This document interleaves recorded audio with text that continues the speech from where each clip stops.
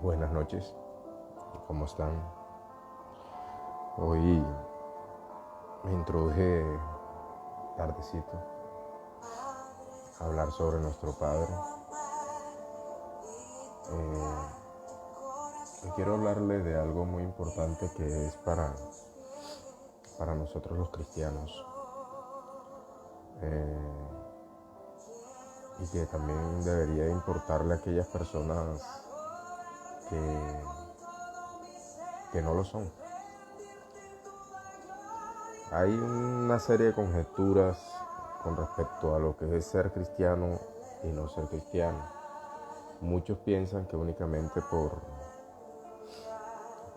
bautizarse o por hacer unos procedimientos que nos han enseñado a nosotros desde pequeños, pensamos que ya somos cristianos. Pero es que cristiano significa eh, pequeños ungidos, ¿sí? La palabra Cristo significa ungido y la palabra ano significa pequeño. Entonces, somos de Cristo. Eh, Hoy quiero hablarles sobre, como dije al principio, muy importante para todos, que es la santidad.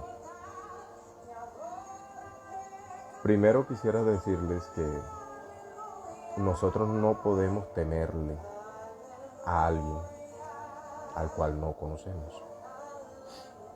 ¿Qué les quiero decir con esto? Simplemente que cuando nosotros no conocemos a Dios, no sabemos eh, las magnitudes de nuestros errores. En pocas palabras, lo que les quiero decir es que nosotros cometemos pecado porque no sabemos el castigo tan grande que podemos recibir, no de parte de Dios, ¿sí? Él simplemente suelta, sino por nosotros mismos, por nuestras propias acciones. Y eso es lo que tenemos que tener en cuenta. Entonces, por esa falta de conocimiento de Dios, es que muchas veces cometemos errores constantemente. Hay varios amigos que son cristianos y no leen la palabra, pero escuchan mucho, ¿sí? Y las cosas se le quedan en la mente. Pero si la profundizaran un poquito más, llegarían a obedecer la palabra, no solo, no solo por convicción, sino que es que eso está en nosotros. Cristo está en nosotros, ¿sí? Pero muchas veces no sabemos cómo actuar delante de o en ciertas ocasiones. Entonces no podemos temerle a Dios si no tenemos el conocimiento. Es más, la misma Biblia dice que el temor de Dios es el principio de la sabiduría.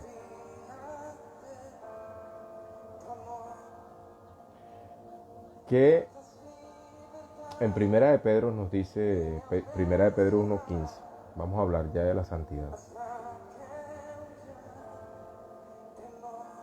Más bien sean ustedes santos en todo lo que hagan, como también es santo quien los llamó. Pues está escrito, sean santos porque yo soy santo. Ese sean santos porque yo soy santo se encuentra en el libro de Levítico 20:26.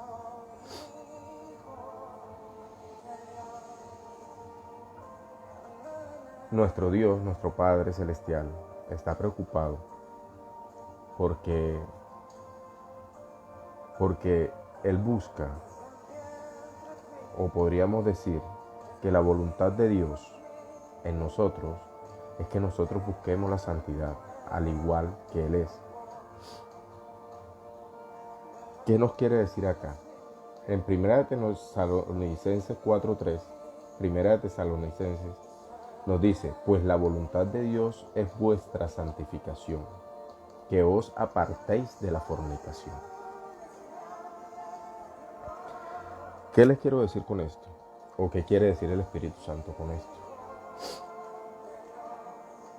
Dios quiere que nosotros seamos santos, porque esa es la voluntad de Él, para que nos podamos acercar a Él. ¿Por qué razón? Porque es que Dios no puede estar donde está el pecado. ¿Sí? O Dios se aparta del pecado o lo destruye. Una de dos. ¿Cómo así que se aparta o lo destruye? Simplemente podemos ver en la historia de la Biblia, en la palabra de Dios, cuando Dios destruyó pueblos completos. Por ejemplo, uno de los pueblos que Él destruyó fue Sodoma y Gomorra. ¿Sí?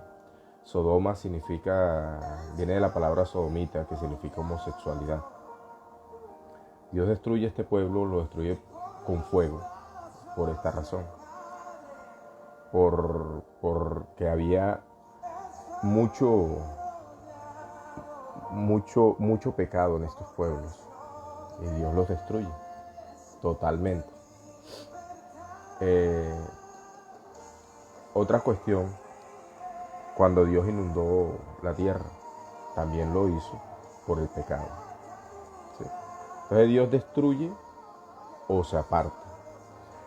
¿Cuál es una versión de donde Él se aparta? Pues de nosotros mismos, del ser humano. El ser humano en el principio pecó y Dios inmediatamente se apartó. Acordémonos que nosotros somos espíritu, alma y cuerpo. ¿Sí? Así nos creó Dios. Pero ese espíritu pertenece a Dios. Y como pertenece a Dios, en el momento que hubo pecado en el hombre, Dios se aparta de él. ¿Sí? Y entonces quedamos únicamente alma y cuerpo. Otra destrucción. Dios destruyó a los hijos de Elí, también a los hijos de Aarón, que los destruyó con fuego. Y en el Nuevo Testamento también Dios destruyó a Ananías y Zafira, ¿sí? Únicamente por mentir. Los dejó fulminantemente muertos inmediatamente. Únicamente por eso, por mentir.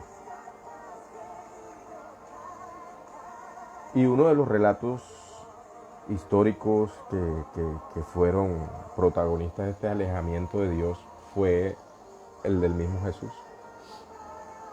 El mismo Jesús en la cruz se lamentó cuando Dios se apartó de él, cuando dice, oh Padre, ¿por qué me has abandonado? Estas palabras, cuando Jesús estaba recibiendo el pecado del mundo, se hizo pecador al mismo.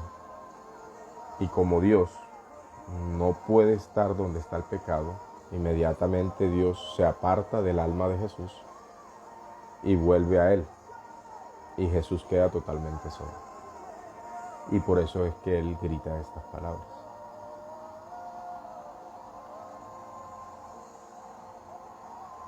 Esta es la razón. Otro relato histórico también podemos ver cuando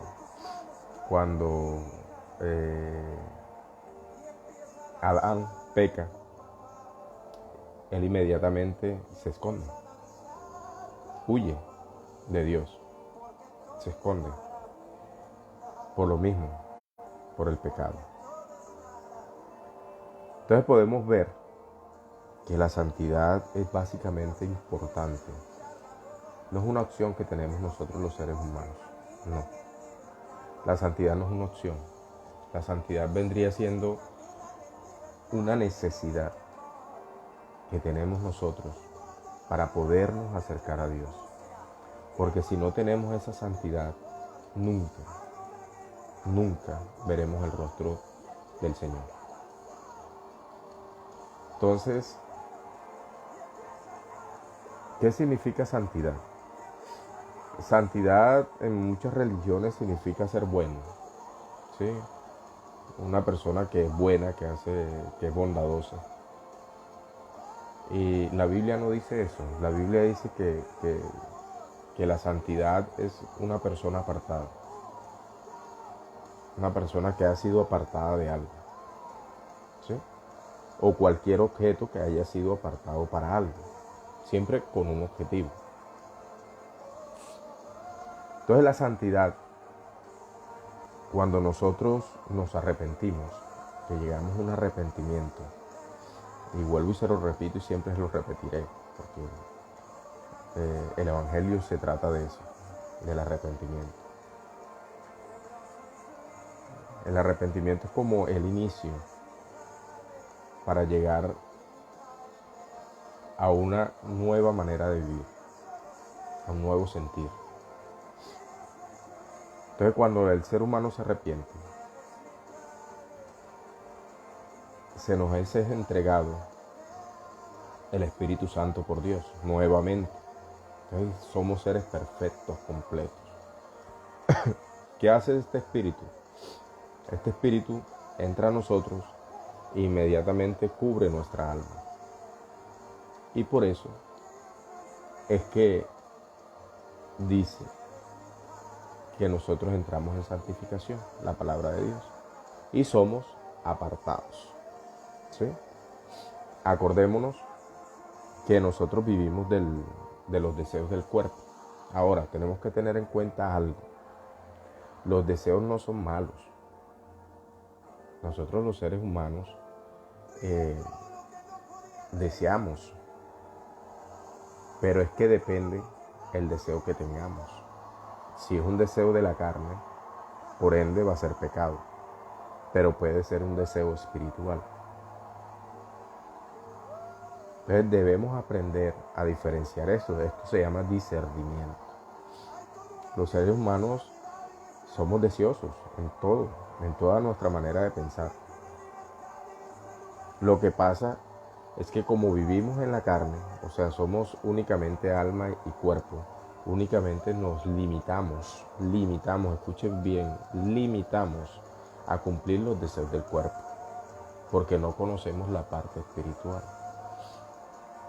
Pero cuando ya somos salvos, cuando se nos es entregado el Espíritu Santo para nuestra perfección, ojo, perfección no es que seamos perfectos, porque nosotros todavía vivimos en el cuerpo, ¿sí? Pero entra el Espíritu Santo a cohabitar con nosotros. Ahora ustedes dirán, sí, pero entonces si el cuerpo es el pecaminoso, ¿cómo puede habitar el Espíritu Santo en nosotros si el cuerpo es pecaminoso y Dios no puede estar donde está el pecado? ¿Sí? Simplemente por el hecho que esta persona maravillosa que bajó aquí a la tierra para nuestra salvación, Jesucristo, pagó por nuestros pecados. Entonces Cristo, Dios, el Padre, no ve al ser humano. Él ve a su Hijo en nosotros y por eso es que Él nos perdona. Por eso es que yo muchas veces digo que cuando una persona no posee el Espíritu Santo, no ha sido perdonado por Dios. Y por eso a estas personas se les dificulta pedir perdón y perdonar los daños que le han ocasionado durante toda su vida. En cambio, aquel que tiene el Espíritu Santo ya fue perdonado por Dios. Y este perdón nos lleva a perdonar a aquellos que nos han causado cualquier herida en nuestra alma. Esto es un ¿cómo te diría? Un índice de que nos demuestra a nosotros que nosotros ya somos salvos, de que nosotros somos seres que ya estamos completos, que estamos en Cristo Jesús, que poseemos el Espíritu Santo, que hemos sido bañados con la sangre de Cristo. Que todo esto significa lo mismo. Cuando hablamos de la sangre de Cristo, hablamos del Espíritu de Cristo, del alma de Cristo.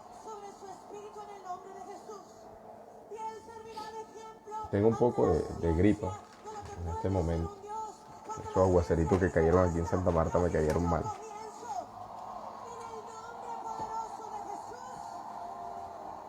Ahora, ¿cómo les podría explicar otra historia que está en la Biblia? Es la de Moisés. Eso está en Éxodo 33:1-3. ¿Sí? Una consecuencia que trajo una actitud que tuvo el hermano de Moisés, que se llamaba Aarón, que, que él construyó con sus propias manos un becerro de oro. ¿Sí? A esto es lo que le llama fornicación la Biblia. Yo anteriormente les leí el 1 Tesalonicenses 4:3, que decía: pues la voluntad de Dios es vuestra santificación, que os apartéis de fornicaciones. ¿Sí? Fornicación es la palabra porneia en el griego, que significa pornografía. De ahí es donde viene la palabra pornografía. También significa prostitución. ¿Sí? Pero también significa idolatría. ¿Qué quiere decir esto? Si la Biblia nos dice que nos alejemos de la fornicación, nos está diciendo que nos aleje de todo aquello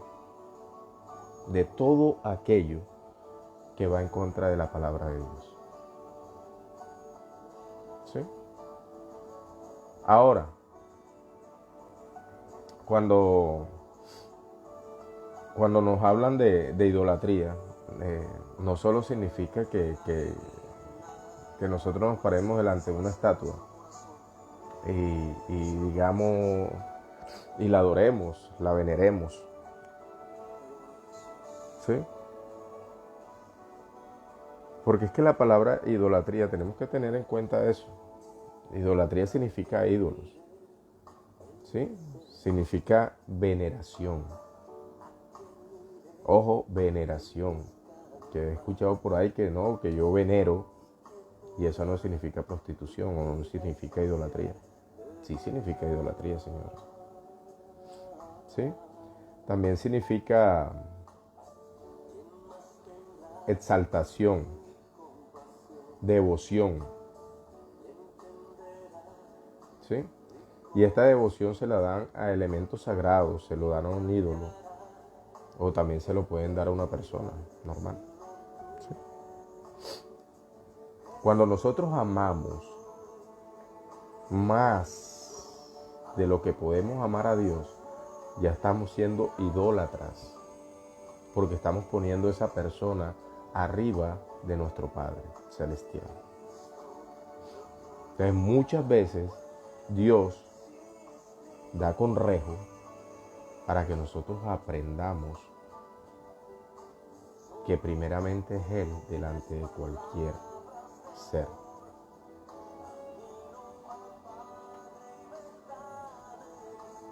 Entonces, cuando la Biblia nos habla de fornicación, nos está hablando de idolatría. Pero esta idolatría no solo significa que nosotros cojamos un yeso y le oremos, no. Significa todo esto que le acabo de decir. Y esa idolatría es considerada como fornicación, como prostitución. Por eso la Biblia nos habla de la gran ramera que será destruida.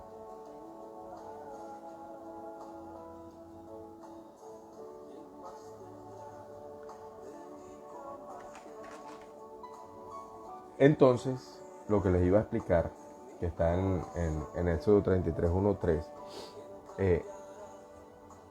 todo empieza porque Aarón le pide al pueblo que reúnan todo el oro que tengan, y él con sus propias manos construye un becerro de oro. Y ahí estaba entrando en idolatría. ¿Qué sucede? A Dios no le gustó este proceder. E inmediatamente deja en manos de Moisés al pueblo. Entonces comienza a decir Éxodo 33:1-3. Dice: Jehová dijo a Moisés: anda, sube aquí, tú y el pueblo que sacaste de la tierra de Egipto. Mira cómo ya Dios está apartando al pueblo.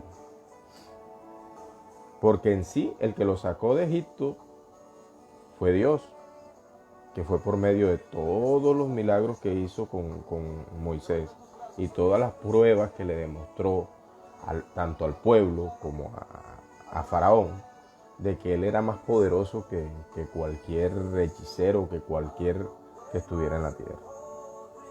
¿Sí? Y le dice estas palabras: tú y el pueblo que sacaste de la tierra. Ya Dios estaba apartando al pueblo, a pesar de eso. Porque yo creo que, bueno, la verdad es que eso es algo relativo porque resulta y pasa que la Biblia nos dice que la fe, ¿sí?, es la convicción de lo que no vemos. O sea, la fe en ti, en mí, nunca, tengan en cuenta esto, nunca va a llegar por un milagro. Porque es que el milagro tú ya lo vas a ver. ¿Sí? Entonces, si tú estás creyendo que vas a creer por medio de un milagro, tenlo por seguro que no. La fe viene por el oír, y el oír la palabra de Dios. Cuando tú escuchas, oyes la palabra de Dios, tu fe incrementa. Pero el oír, tenlo en cuenta, que no es que tú nada más escuches lo que te están diciendo. Porque oír significa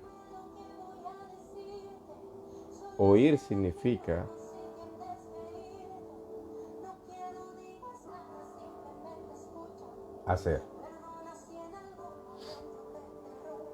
obedecer. Cuando nosotros escuchamos, obedecemos. Por eso es que la palabra dice que cuando la fe viene por el oír y el oír la palabra de Dios. Tú oyes y obedeces la palabra de Dios. Cuando obedeces la palabra de Dios es porque verdaderamente escuchaste, porque verdaderamente oíste. Entonces el oír significa obedecer.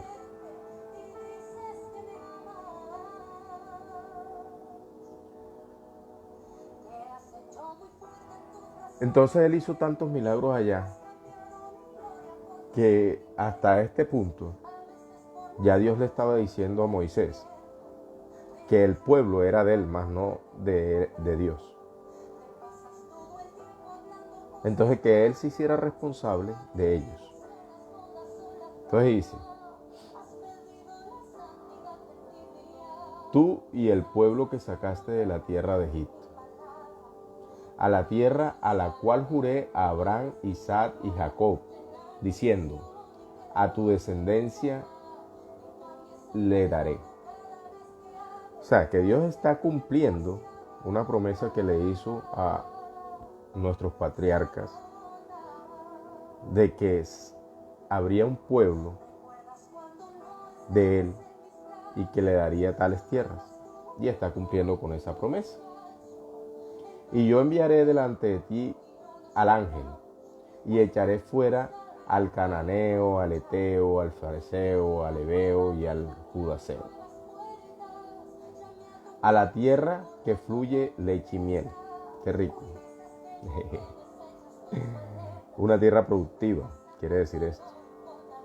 Pero yo no subiré en medio de ti, porque eres pueblo de dura cerviz, no sea que te consuma en el camino.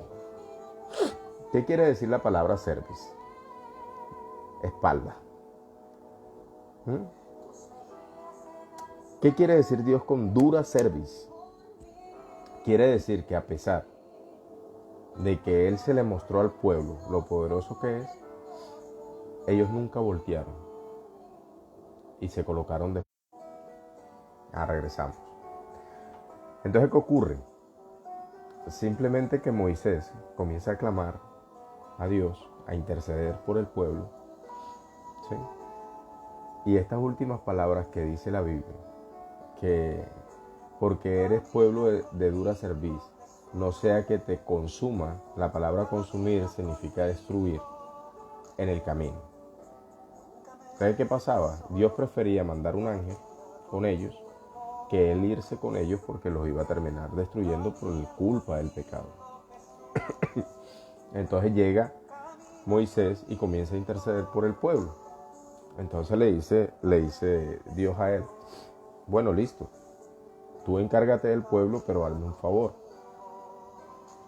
El tabernáculo que está en medio del pueblo, que era por el cual él se le mostraba al pueblo, me haces el favor, lo sacas del centro del pueblo y lo colocas fuera, para que ellos tuvieran una visión de las consecuencias que traía el pecado que ellos estaban cometiendo, que habían cometido con el becerro y que seguían cometiendo, qué era lo que ocurría con esa actitud que ellos estaban tomando.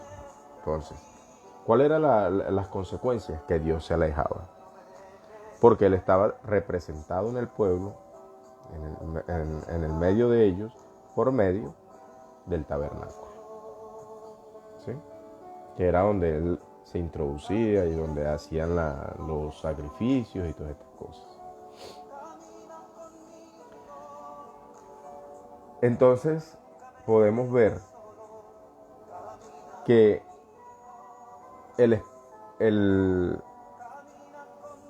que la santidad, ¿sí?, no puede en ningún momento cohabitar con el pecado. Son dos cosas, son dos polos opuestos. Podemos decir que es la antítesis, la santidad es la antítesis del pecado. Son dos cosas que están totalmente aparte.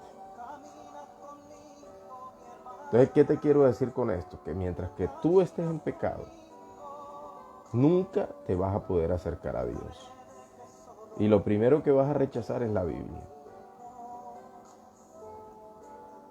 Cuando nosotros estamos en santidad, estamos apartados por el Espíritu Santo, comenzamos a tener una sed de Biblia impresionante. Queremos mantener leyéndola, queremos escudriñarla, queremos aprender de Dios por todo momento, ¿sí? La santidad en nuestras vidas nos lleva a eso.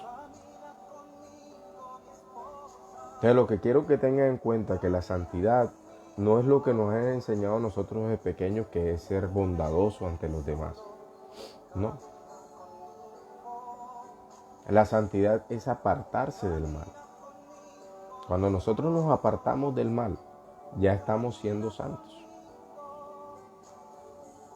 Y eso lo hace el Espíritu Santo con nosotros. Él primero aparta nuestra alma. Y a medida que nosotros vamos adquiriendo ese conocimiento, porque debemos tener en cuenta que el pueblo de Dios se perdió por falta de conocimiento. A medida que nosotros vamos adquiriendo el conocimiento de la Biblia, esto nos va llevando a entender muchísimo más todas las cosas que están a nuestro alrededor y a apartarnos de ese mal que nos va a llevar a nosotros a apartarnos de Dios. Nosotros, cuando tenemos el Espíritu Santo, queremos estar al lado de Él. Queremos buscarle. Queremos hacer eso que dice la Biblia. Primeramente busca el reino de Dios y su justicia. Y nos olvidamos del mundo, ¿sí? Porque todas esas cosas serán dadas por añadidura.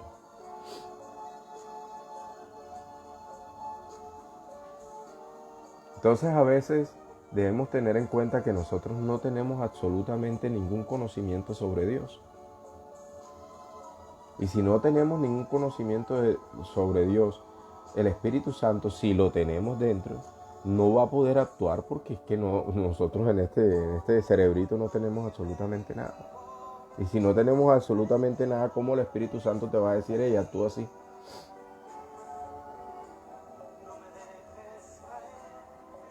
Por ejemplo, antes de que Moisés mostrara los mandamientos al pueblo, Las personas no sabían, no tenían conocimiento de qué era lo bueno y qué era lo malo. Cada quien determinaba qué era lo bueno y qué era lo malo. Eso fue lo que pasó con, con Adán y Eva. Acordémonos que el árbol del conocimiento no era únicamente del mal. El árbol del conocimiento era del bien y del mal. Entonces fue cuando Adán y Eva comenzaron a determinar por ellos mismos qué era lo que era bueno y qué era lo que era malo. Porque anteriormente de eso yo vivía en santidad. Ellos eran santos, eran seres inocentes.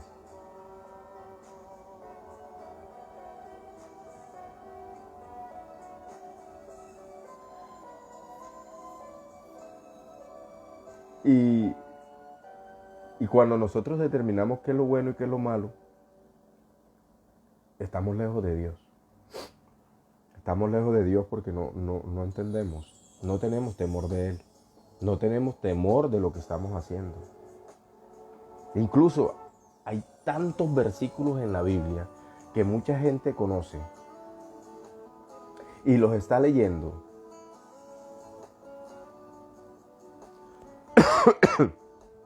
Perdón. ¿Y sabe lo que dice?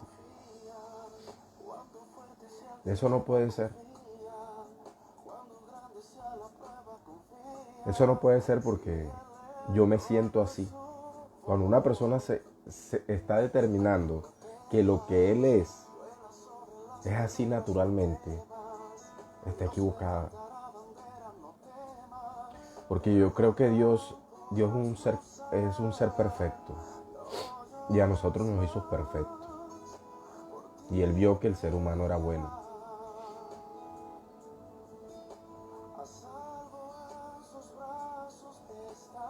Y yo no creo que Él haya hecho imperfección.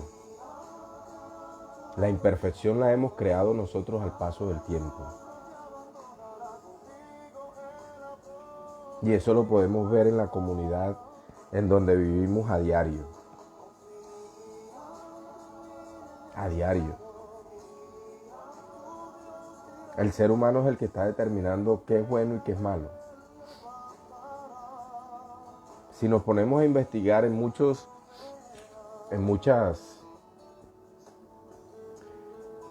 naciones, vamos a hablar como la Biblia,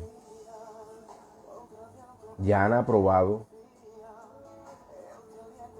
el matrimonio entre hombre y mujer, entre hombre y hombre y mujer. Han aprobado el matrimonio entre un hombre mayor y niños. Han aprobado el matrimonio entre un hombre y animal.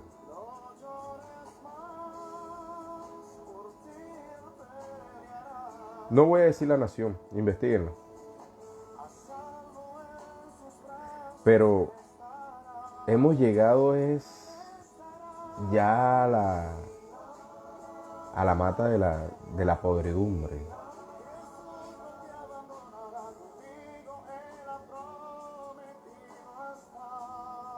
Estamos en una época donde sinceramente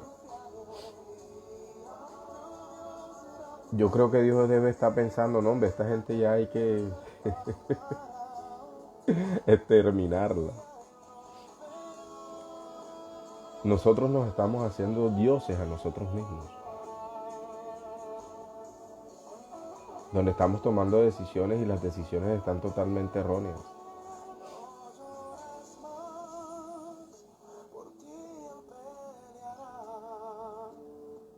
Debemos alejarnos de todas estas cosas. No debemos contaminarnos. Yo la verdad es que yo prefiero seguir solo a estar acompañado y no saber realmente si son cosas que me van a llenar o no. Dios me llena totalmente. Yo leo su palabra y Él me llena a diario. Entonces, la santidad nunca va a poder cohabitar con el pecado, porque siempre nos va a alejar de Dios. Y muchos preguntarán, oye Fran, pero ven acá, pero se supone que el Espíritu Santo ingresa al ser humano y nosotros seguimos vivos en el mismo cuerpo. Nosotros no cambiamos, seguimos siendo el mismo, todo el mundo nos ve y nos ve igual.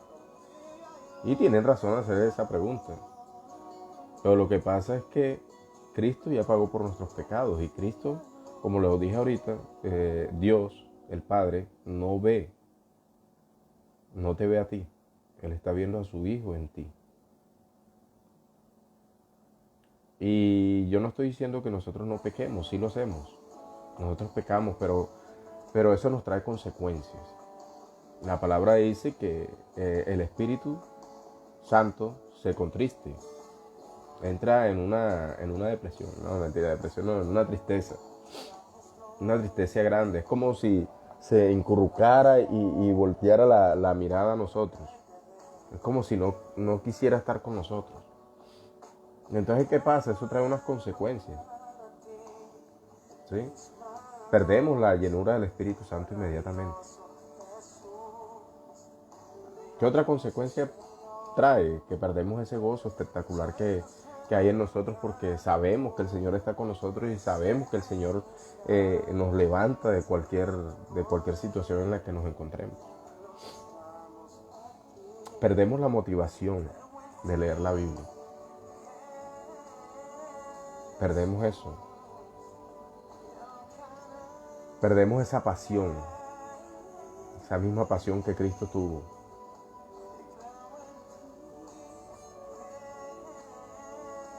Y perdemos el primer amor. Y si perdemos el primer amor, también perdemos esa paz que Cristo nos da.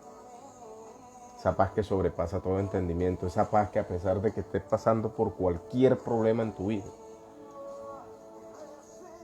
tú sientes una felicidad, un no sé qué, un gozo dentro de ti. Porque Cristo está contigo y Cristo te está sosteniendo. Y Cristo no va a dejar que tú te derrumbes.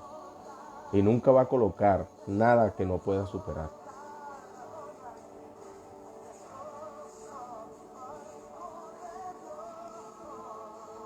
Entonces esta es la santidad, alejarte del mal. Y quiero que tengas en cuenta que si no tienes santidad, nunca vas a poder estar al lado de Dios. Muchos dicen, Dios me va a ayudar, Dios me va a bendecir, Dios va a hacer esto, Dios va a hacer aquello. Sí, Dios, al igual que nos bendice a nosotros, bendice a todos. Pero Dios no te escucha. Dios no te escucha porque no tienes ese micrófono el cual lleva todos los recados a Él, que es el Espíritu Santo. Y de pronto debes estar recibiendo esas bendiciones, quién sabe de quién. Que es el que permite para que tú no te apartes de Él.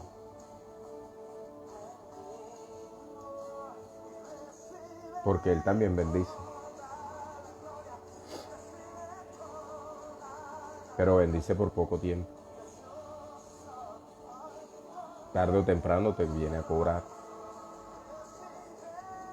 Y el cobro de todo eso es tu alma. Entonces son muchas cosas que tenemos que tener en cuenta, muchísimas. La Biblia a nosotros nos enseña de una manera espectacular. A veces me dicen, pero tú no predicas, tú hablas con la gente, y predicar es hablar.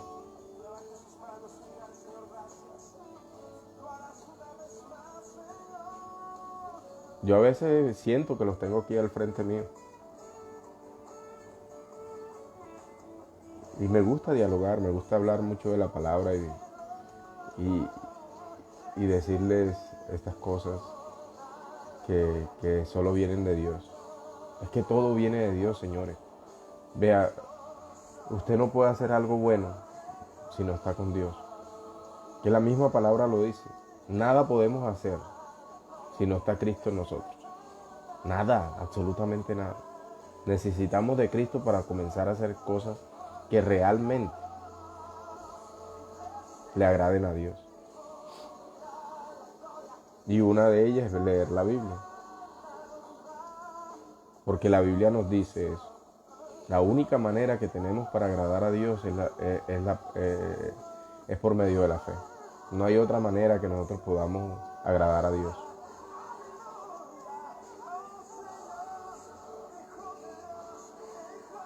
Entonces alejémonos del mal. No permitamos que el mal nos consuma.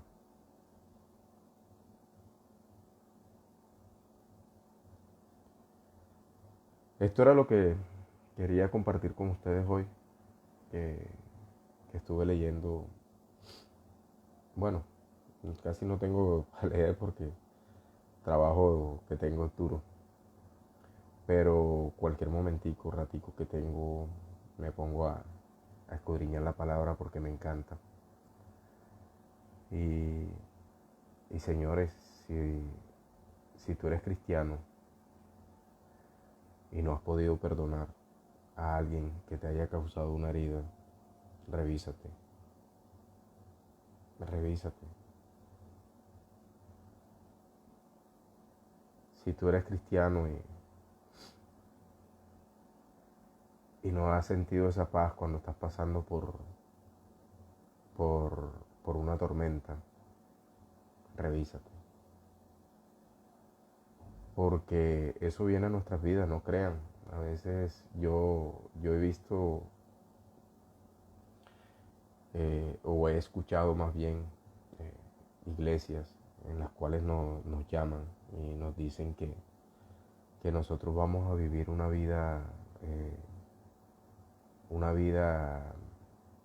hermosa, linda, que vamos a ser prósperos, que vamos a hacer esto.